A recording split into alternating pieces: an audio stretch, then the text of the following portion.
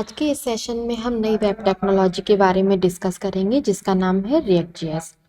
React JS होता क्या है, क्यों रिएक्ट जेएस की रिक्वायरमेंट है, react JS other web technology से क्यों डिफरेंट है, क्या क्या एडवांटेजेस हैं जो रिएक्ट जेएस प्रोवाइड करता है और कौन कौन सी पॉपुलर वेबसाइट हैं जो रिएक्ट जेएस का यूज़ कर रही हैं, ये आज के इस सेशन में हम डिस्कस करेंगे। रिएक्ट जेएस एक जावा स्क्रिप्ट लाइब्रेरी है जो कि फेसबुक के द्वारा क्रिएट की गई है। इसका यूज़ हम यूज़र इंटरफेस को डिज़ाइन करने में करते हैं और पर्टिकुलरली सिंगल पेज एप्लीकेशन को डिज़ाइन करने में किया जाता है।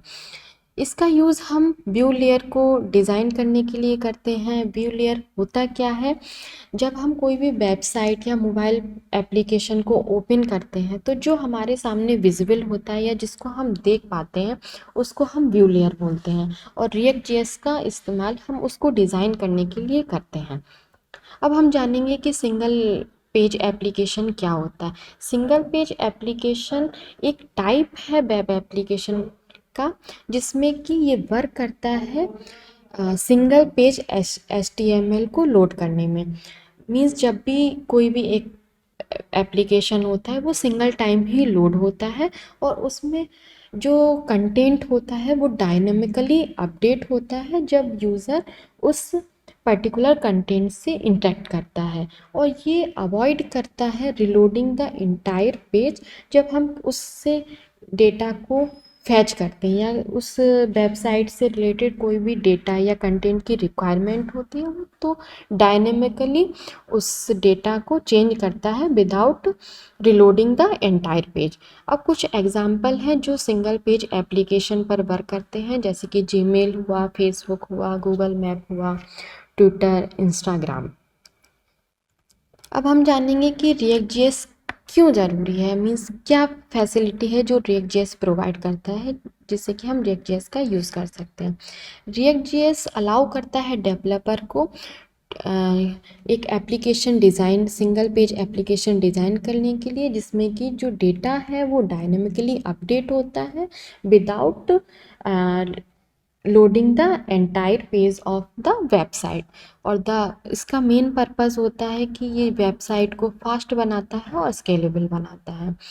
ये वर्क करता है यूज़र इंटरफेस और फ्रंट एंड पर, जो जिससे कि पहले हमने डिस्कस किया है, जो हम देख पाते हैं जो हमारा फ्रंट एंड होता है उसको हम यूज़र इंटरफेस और फ्रंट एंड बोलते हैं, व्यू लेयर बोलते हैं।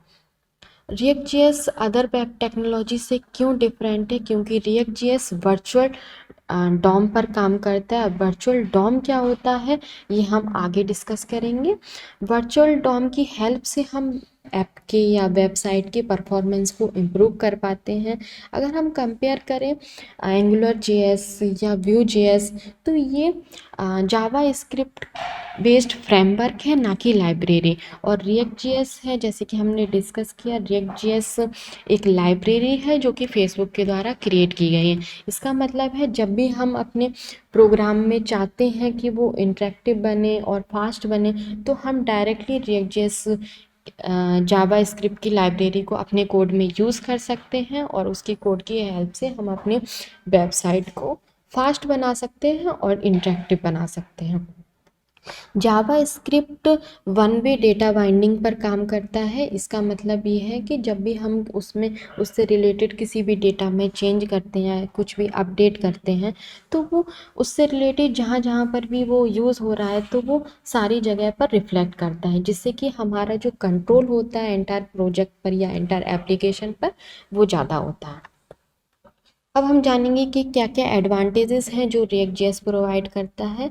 React JS component based structure को फॉलो करता है। इसका मतलब ये है कि जब भी हम वेबसाइट को डिज़ाइन करते हैं यूजिंग रिएक्ट जेएस तो हम छोटे छोटे कंपोनेंट्स में डिवाइड कर देते हैं और जो कोड होता है वो छोटे छोटे कंपोनेंट्स में लिखा जाता है, जिससे कि हम उस कंपोनेंट को फिर से रीयूज़ कर सकते हैं, जिससे कि हमारा जो डेवलप टाइम होता है वो भी कम हो जाता है और हम उसमें जो भी चेंजेस होते हैं वो भी ईज़िली हम उसको देख पाते हैं।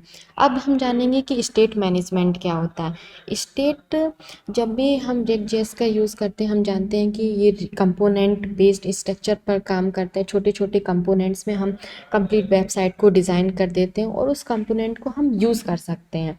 अब स्टेट में जब भी हम किसी भी डेटा को स्टोर करते हैं, तो जब भी उस डेटा में कुछ चेंजेस करना हो, सपोज़ कोई वेरिएबल है जिसमें अगर हमें उस वेरिएबल की वैल्यू को चेंज करना हो तो वो जो वेरिएबल है, जहाँ जहाँ पर भी वो उस वेरिएबल का यूज़ हो रहा होता है, तो वो सारी जगह वो रिफ्लेक्ट हो जाता है। मीन्स वो वैल्यू डायनेमिकली अपडेट हो जाती है जहाँ जहाँ पर भी वो उस वेरिएबल या वैल्यू की यूज़ किया जा रहा है। तो इसका मतलब है कि स्टेट को मैनेज करता है और इससे कि मोर इंटरेक्टिव होता है यूज़र इंटरफेस का, ना कि हमें अलग अलग सारे पेजेस में अपडेट करने की रिक्वायरमेंट होती है।